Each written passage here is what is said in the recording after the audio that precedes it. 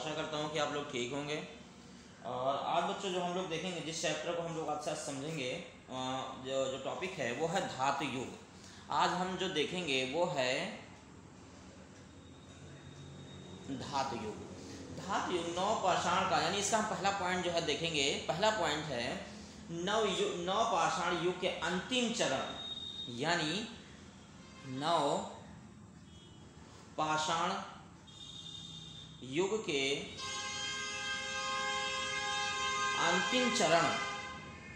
अंतिम चरण से धातु तांबे का व्यवहार आरंभ हुआ। यानी तांबे का जो है वो क्या हुआ, व्यवहार क्या हो गया, आरंभ हुआ था। यानी कालांतर में जो है, इसका अगला पॉइंट देखेंगे, यानी कालांतर में कांसा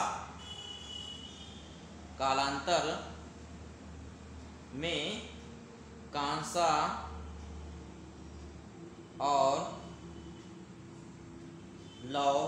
लोहे से भी लोग परिचित हुए।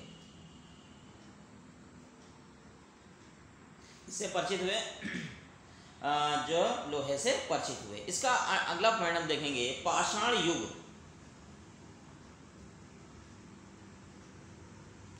पाषाण युग के पश्चात धातु युग का प्रारंभ हुआ।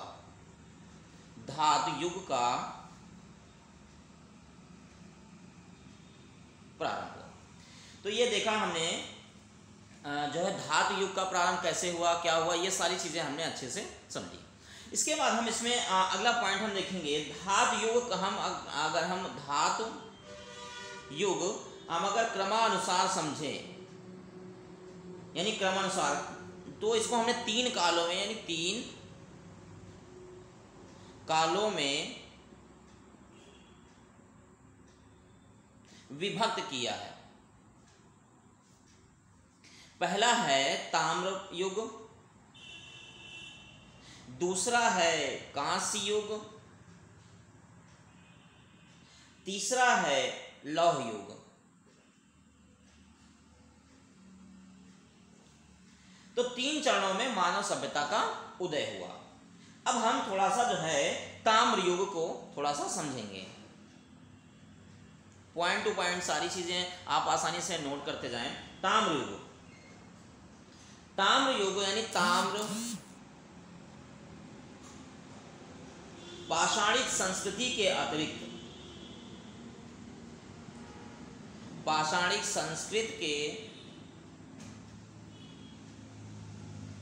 अतिरिक्त भारत में उल्टी या उत्तरी गंगा घाटी व गंगा यमुना दोआब क्षेत्र के स्थलों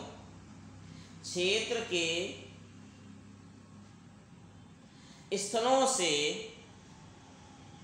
ताम्र उपकरण, यानी ताम्र उपकरण कहाँ से प्राप्त हुए, ताम्र उपकरण जैसे, यानी ताम्र पाषाणी संस्कृति के अतिरिक्त भारत में उत्तरी गंगा घाटी व गंगा यमुना दोआब क्षेत्र के स्थलों से ताम्र उपकरण, जैसे, यानी ताम्र उपकरण में जैसे क्या क्या प्राप्त हुए, जैसे हाथ की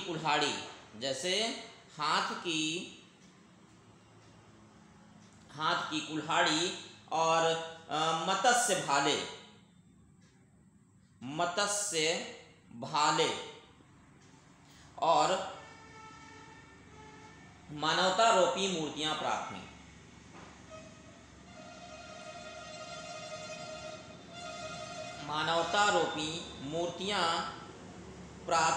हुई। हुए हैं। इन उपकरणों गंगा घाटी ताम्र नदी के नाम से पुकारा जाता है। अब ये भी जान लीजिए कि इन, अगला पॉइंट हम देखेंगे, यानी जो उपकरण हैं, इन उपकरणों को गंगा घाटी ताम्र नदी के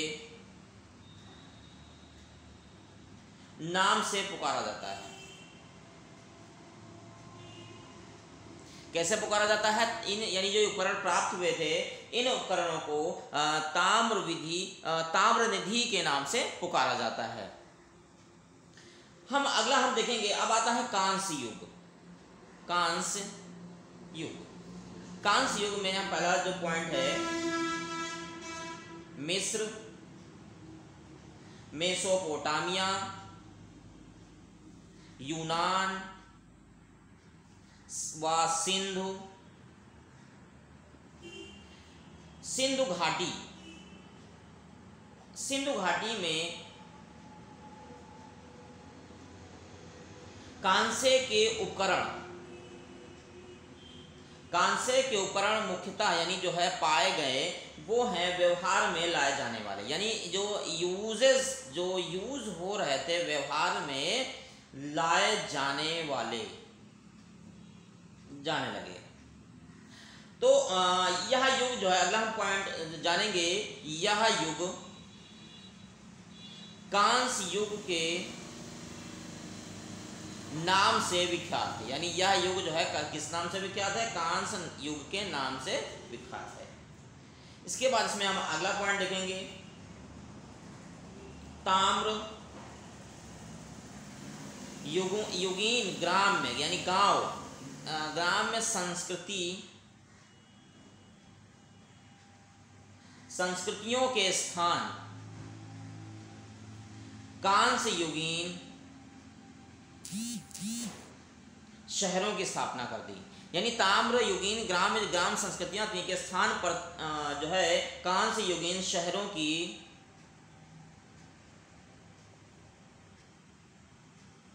स्थापना कर दी। इसका हम अगला पॉइंट हम देखेंगे। अगला पॉइंट है, भारत में इसी युग में, यानी भारत में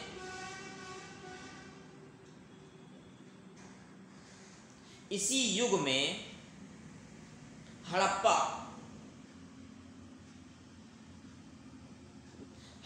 संस्कृति,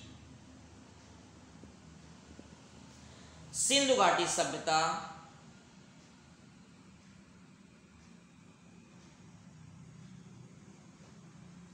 का उदय या का विकास हुआ। यानी सिंधु घाटी सभ्यता का उदय व विकास हुआ।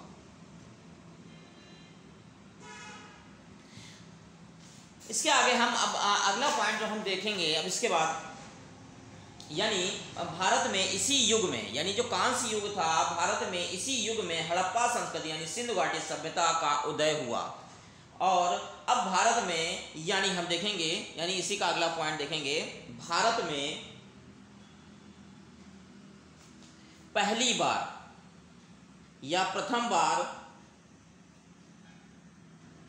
शहरी सभ्यता की स्थापना हुई। शहरी सभ्यता की स्थापना सिंधु घाटी की सभ्यता के दौरान हुई। सिंधु घाटी की सभ्यता के दौरान हुई। तो ये हमने कांस्य युग में देखा, मिस्र मेसोपोटामिया, यूनान व सिंधु घाटी में कांस्य के उपकरण मुख्यतः व्यवहार में लाए जाने लगे। इसी से यह युग कांस्य युग के नाम से विख्यात है। ताम्र युगीन जो गांव के संस्कृति के स्थान पर कांस्य युगीन शहरों की स्थापना कर दी, यानी इनका विकास। फिर भारत में इसी युग में हड़प्पा और संस्कृति यानी सिंधु घाटी सभ्यता का उदय या विकास हुआ। भारत में प्रथम बार, पहली बार शहरी सभ्यता की स्थापना सिंधु घाटी की सभ्यता के दौरान हुई। अब इसी के बाद आता है लौह युग, यानी इसके बाद जो अगला है वो है लौह युग। लौह युग यानी मानव सभ्यता, यानी पहला पॉइंट इसका हम देखेंगे, मानव सभ्यता के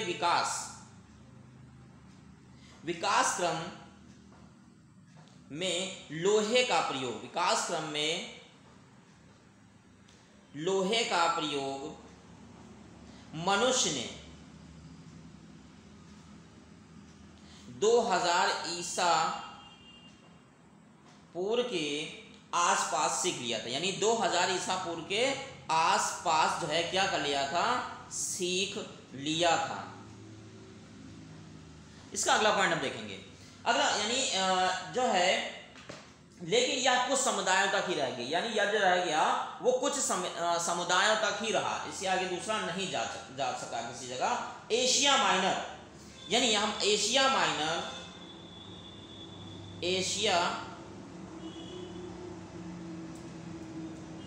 माइनर यानी तुर्की की हिट्टाइट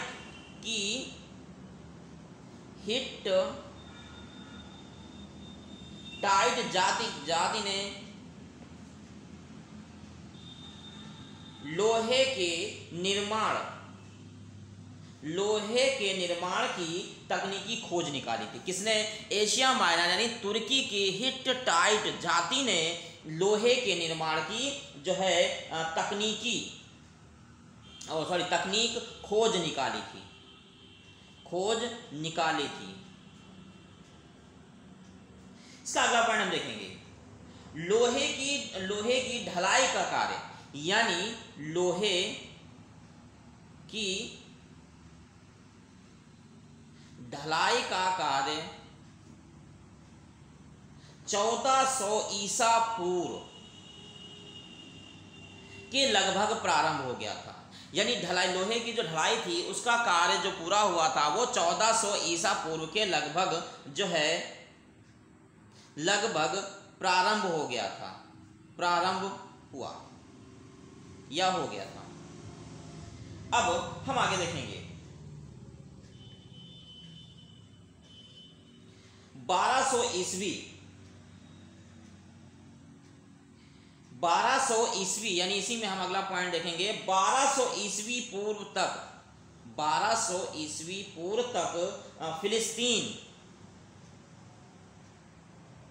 फिलिस्तीन, तुर्की, सीरिया, इराक, ईरान तथा यूनान के निवासी लोहे के औजारों का प्रयोग, यूनान के निवासी लोहे के औजारों तथा उपकरणों का प्रयोग करने लगे। उपकरणों का प्रयोग करने लगे। 1200 ईस्वी के पूर्व से लौह युग प्रारंभ हुआ। यानी हम देखेंगे 1200 यानी अगला पॉइंट है 1200 ईस्वी जो पूर्व से लौह युग का प्रारंभ हुआ। अगला देखेंगे, भारत में लौह युग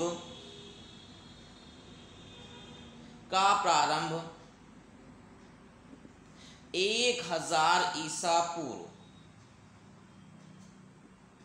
के लगभग माना जाता है। यानी भारत में लौह युग का जो प्रारंभ माना जाता है वो 1000 ईसा पूर्व के लगभग माना जाता है। इसका अगला पॉइंट हम देखेंगे। सुप्रसिद्ध यानी सुप्रसिद्ध जो है सुप्रसिद्ध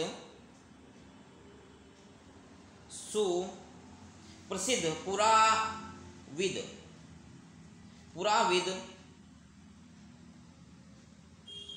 हीलर की मान्यता है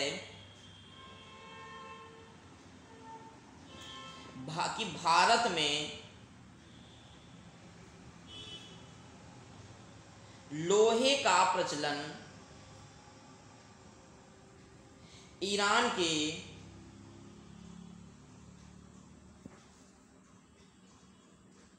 हखामनी शासकों द्वारा किया गया। किया गया था। इससे पहले यहाँ पे जो है किसी तरह का जो है लॉ यानी जो पुराविद व्हीलर की मान्यता है कि भारत में सर्वप्रथम लोहे का जो प्रचलन था वो ईरान के जो है हखामनी शासकों द्वारा किया गया था। अब हम थोड़ा सा मृद भांड जो है थोड़ा सा हम जान लेंगे। मृद भांड क्या था? मृद भांड संस्कृति क्या है? मृद भांड संस्कृति थोड़ा सा है मतलब आसानी से पॉइंट टू पॉइंट समझेंगे हम। मृद भांड का अर्थ जो पहले जान लीजिए। मृद भांड का अर्थ मिट्टी से बने बर्तन, मिट्टी से बने बर्तन। अगला है मृद भांड, अगला पॉइंट, मृद भांड संस्कृतियों का नामकरण बर्तनों की विशिष्टता, बर्तनों की विशिष्टता दर्शाने वाले यानी विशिष्टता दर्शाने वाले तत्वों में क्या आता है? रंग, चित्र, चमक के आधार पर किया गया है, यही जो तत्व है वो यानी जो मृदभांड संस्कृति की जो है क्या है? पहचान है। इसका अगला पॉइंट हम देखेंगे चौपनी मांडो। चौपनी मांडो इलाहाबाद, उत्तर प्रदेश में विश्व में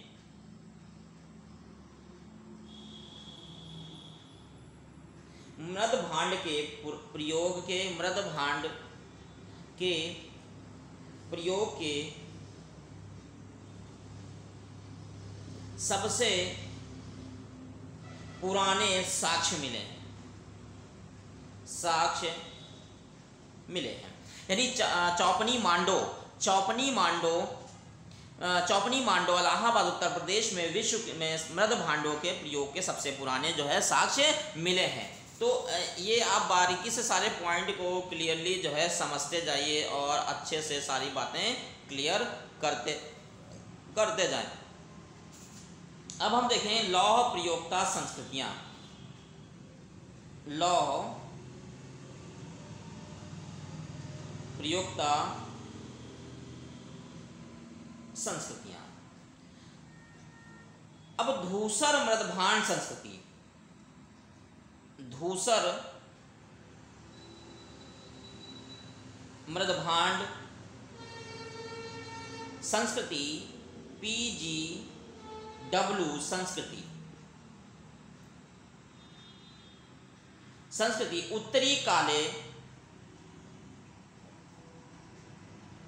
उत्तरी काले पॉलिश वाले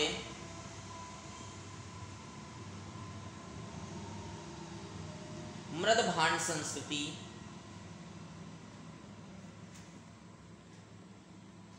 NBPW संस्कृति एवं दक्षिण भारत यानी दक्षिण भारत की महापाषाण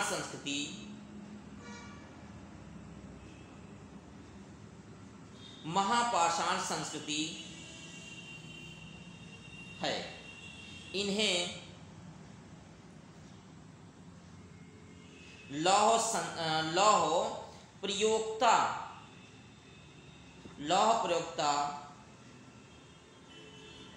संस्कृतियां भी कहते हैं। तो यार इन सारे पॉइंट्स को अच्छे से जान लीजिए और आपको एग्जाम में काफ़ी हेल्प मिलेगी।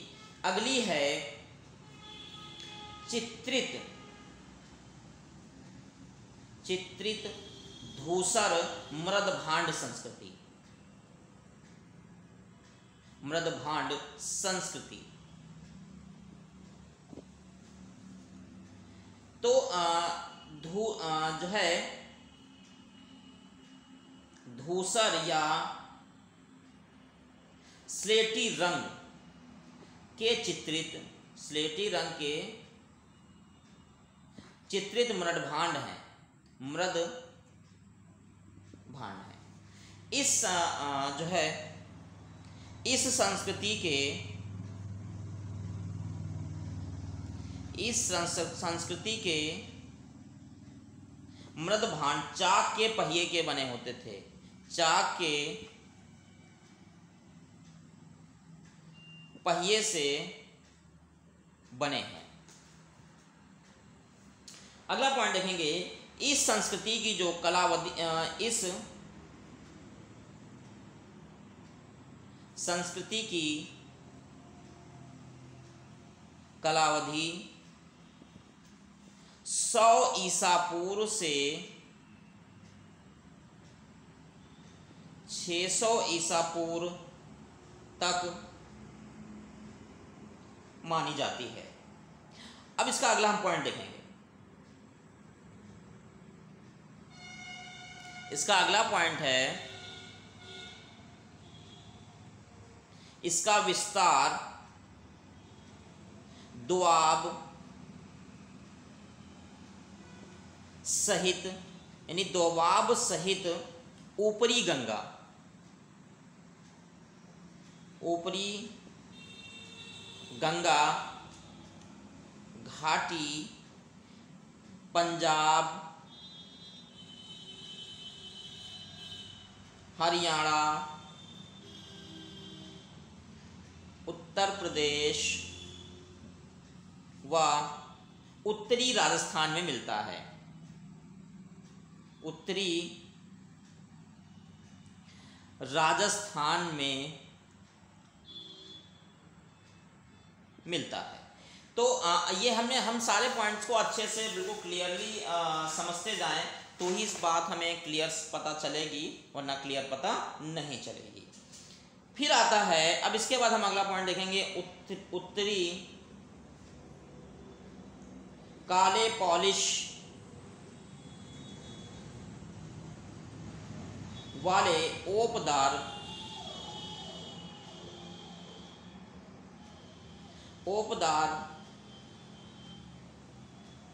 मृदभांड संस्कृति। तो इसका हम पहला पॉइंट देखेंगे, काले रंग के पॉलिश वाले मृदभांड, यानी इस प्रकार के मृदभांड आरंभ में उत्तरी भारत में मिले। यानी पहला पॉइंट जो था, यानी इस प्रकार के मृदभांड आरंभ में उत्तरी भारत में मिले थे। ठीक है, इसलिए यानी इस अगला पॉइंट हम देखेंगे, इसीलिए इनके नाम पर, इसीलिए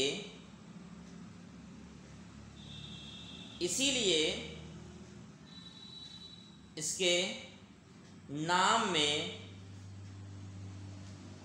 उत्तरी शब्द का प्रयोग किया गया है। उत्तरी शब्द का प्रयोग किया गया है। इसका अगला पॉइंट हम देखेंगे, इस संस्कृति के मृदभांड चाक के पहिए से बने हैं। अब इसका अगला पॉइंट देखेंगे,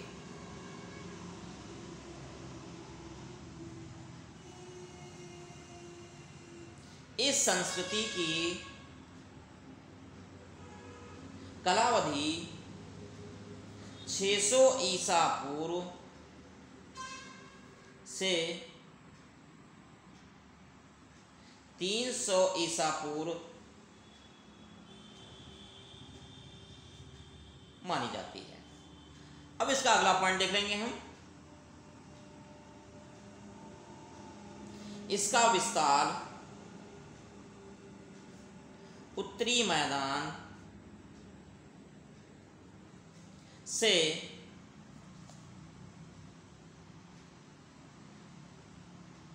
मध्य भारत क्षेत्र, पंजाब, हरियाणा, उत्तर प्रदेश, बिहार, पश्चिम बंगाल, दक्कन, आंध्र प्रदेश में मिलता है। आंध्र प्रदेश में मिलता है।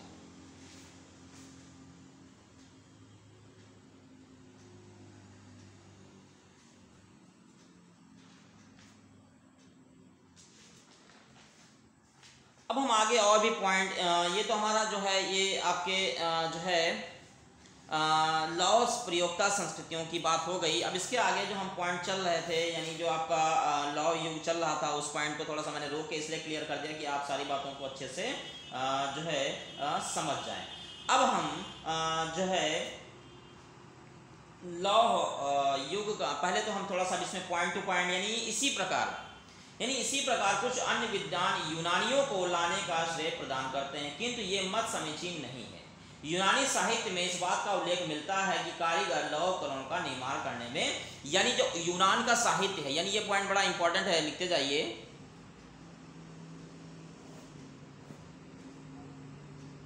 यूनानी साहित्य में इस बात का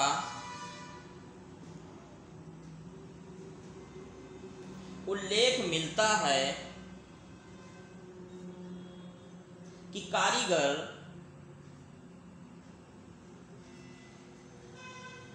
लौह उपकरणों का, यानी लौह उपकरणों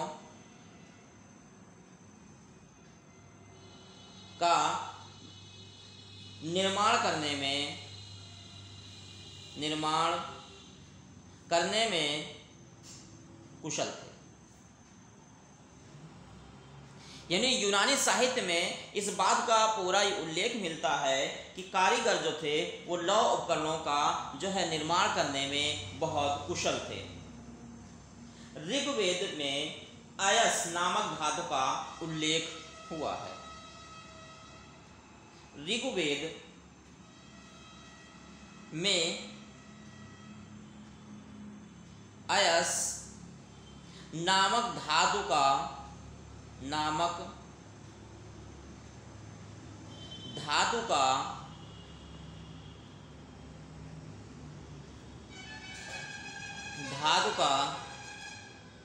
उल्लेख मिलता है। इसके वास्तविक अर्थ में मतभेद है, यानी इसके वास्तविक में बात क्लियर नहीं है कि कौन सी धातुएं क्या है, इसके लिए जो है इसमें मतभेद है। अब हम आगे अगला पॉइंट देखेंगे। संभवतः यह शब्द समान धातु के अर्थ में प्रयुक्त हुआ। भारत के पास ऐसा कोई प्रमाण नहीं है, भारत के पास जो है ऐसा भी कोई प्रमाण नहीं जिसके आधार पर यह सिद्ध किया जा सके कि ऋग्वेदिक आर्य लोहे से परिचित थे। यानी भारत के पास अभी ऐसा कोई प्रमाण नहीं है जो है इससे ये बात क्लियर हो सके कि ऋग्वेदिक आर्य जो थे, जो ऋग्वेद में आर्य लोगों का जो जिक्र हुआ है वो लोहे से परिचित थे। अब हम इसका अगला पॉइंट देखेंगे। सर्वप्रथम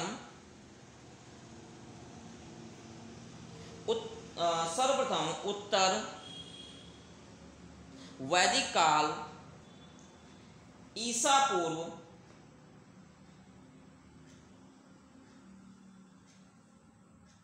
1000 से 600 के ग्रंथों में, यानी 1000 से 600 के 600 यानी ईसा पूर्व 6600 के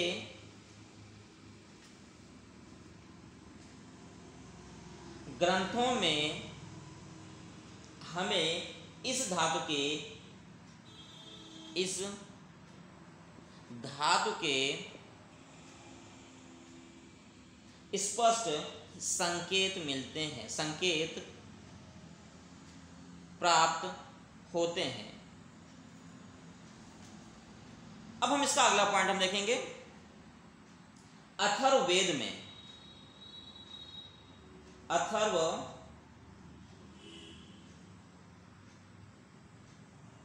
में लोहायस और तथा श्याम अयस शब्द मिलते हैं, तथा श्याम अयस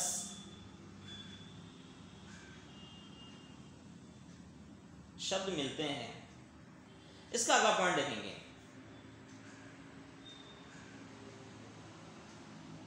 विद्वानों ने लौह शब्द को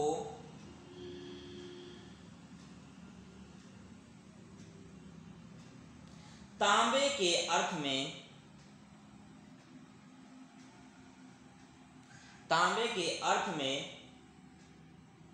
तथा श्याम शब्द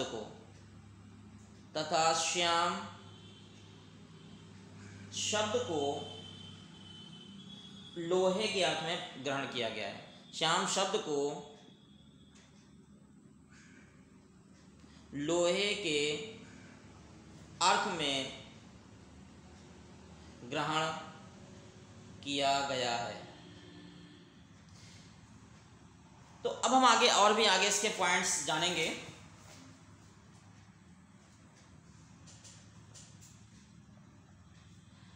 जो है इस प्रकार अथर्ववेद में जो उल्लिखित शयायाम शब्द से तात्पर्य लौह धातु से है, और इसके बाद अयस शब्द लोहे का पर्याय बन गया। आगे हम थोड़ा सा और देख लेंगे। काठक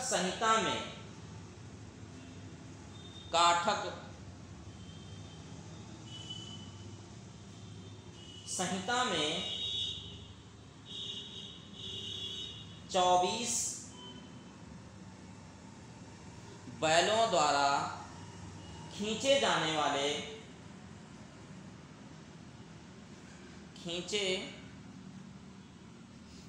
वाले भारी हलों का उल्लेख मिलता है। भारी हलों का उल्लेख मिलता है। इनमें अवश्य ही लोहे की फाल लगाई गई होगी, यानी क्लियर बात नहीं है, फाल लगाई गई होगी। अब इसके बाद अथर्ववेद भी लोहे से बने हुए फाल का उपयोग उल्लेख करता है। अथर्ववेद में जो है लोहे से बने हुए जो फाल हैं उनका उल्लेख करता है। ईसा पूर्व 8वीं सदी में भारतीयों को लोहे का ज्ञान प्राप्त हुआ, यानी ये बड़ा पॉइंट इंपॉर्टेंट है। ईसा पूर्व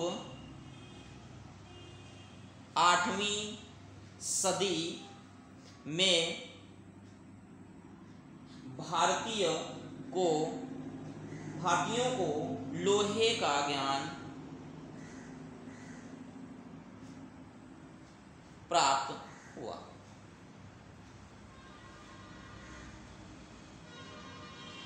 अब यहां पे एक पॉइंट और इंपॉर्टेंट है। सामान्यतः यह माना जाता है,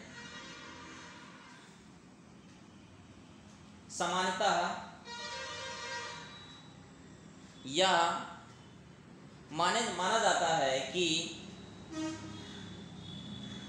भारत में आर्यों के आगमन के साथ लोहे का प्रचलन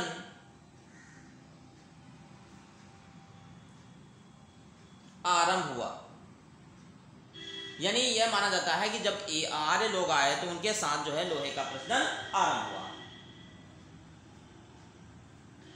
हीलर के अनुसार भारत में सर्वप्रथम लोहे का प्रचलन ईरान के हखामानी शासकों द्वारा किया गया था। मैंने पहली बात बताई थी आपको कि हीलर के द्वारा, यानी जो प्रसिद्ध जो है आपके जो है सुप्रसिद्ध पुराविद यानी पुरातत्वविद जो थे उनके द्वारा जो बात क्लियर की गई कि भारत में सर्वप्रथम लोहे का जो प्रचलन प्रारंभ हुआ कि ईरान के हखामनी शासकों द्वारा प्रारंभ हुआ। अब हम थोड़ा सा और भी हम इस देख लेते हैं विश्व के संदर्भ में, विश्व के संदर्भ में लौह युग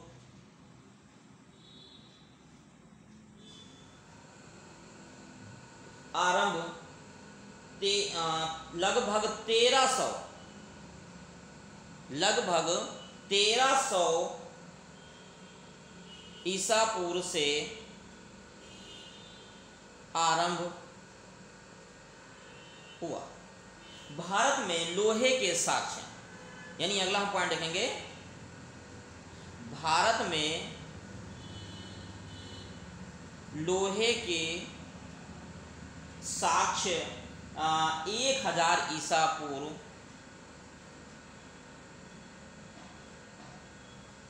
के आसपास एटा जिले के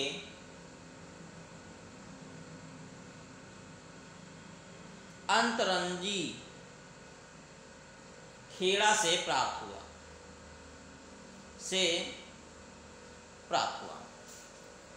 इसके बाद अगला पॉइंट हम देखेंगे, हाल के वर्षों में लौह युग का आरंभ संबंध चित्रित धूसर भांड से संबंधित स्थापित किया गया है। हाल ही के वर्षों में लौह युग के आरंभ का संबंध चित्रित धूसर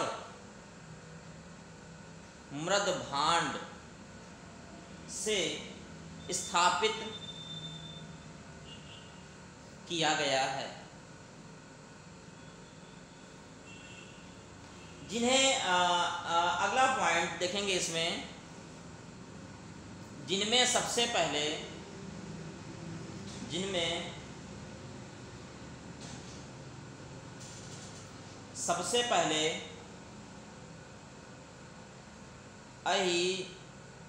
अहिचत्र के उत्कृष्ट मृद भांडों और उसके बाद हस्तिनापुर के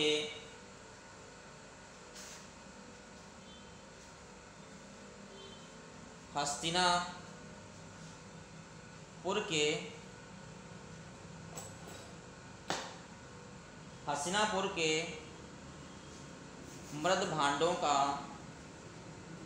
उल्लेख किया जाता है। तो यानी जिनमें सबसे पहले जो है अहिछत्र के उत्कृष्ट मृद भांडों और उसके बाद हस्तिनापुर के मृद भांडों का उल्लेख किया जाता है। इसका अगला पॉइंट देखेंगे, इस युग के चाक की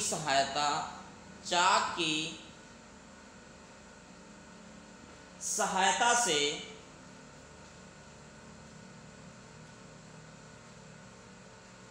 विशेष प्रकार के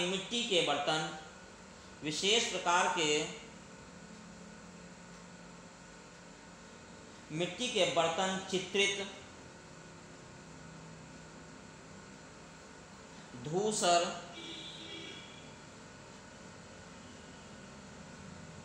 मृद भांड PGW पेंटेड ग्रे वेयर प्रमुख रूप से पाए जाते हैं। इस संस्कृति को चित्रित धूसर मृदभांड संस्कृति कहा जाता है। जो चित्रित मृदभांड संस्कृति है उसको हम किया जाता है। अब हम थोड़ा सा देख लेंगे कि यानी इसके स्थल क्या क्या थे। तो जो है लौह उपकरण प्राप्ति स्थल, यानी कहाँ पे ये लोहे के उपकरण, यानी ये आलमगीर, धातुमल, जखेड़ा, हस्तिनापुर, बटेश्वर, अंतरी जखेड़ा। तो अंतरी भारत में लौह का प्रथम साक्ष्य 1000 ईसा पूर्व के एटा जिले से प्राप्त हुआ, यानी कहाँ पे, जो अतरंजी खेड़ा जो है, यानी बटेश्वर के पहले। फिर उसके बाद ये हस्तिनापुर है, जोधपुर में हत्था लगाने, जयपुर के छेद वाले जो है छेद वाले कुठार। फिर ये नोह भरतपुर में पाया गया।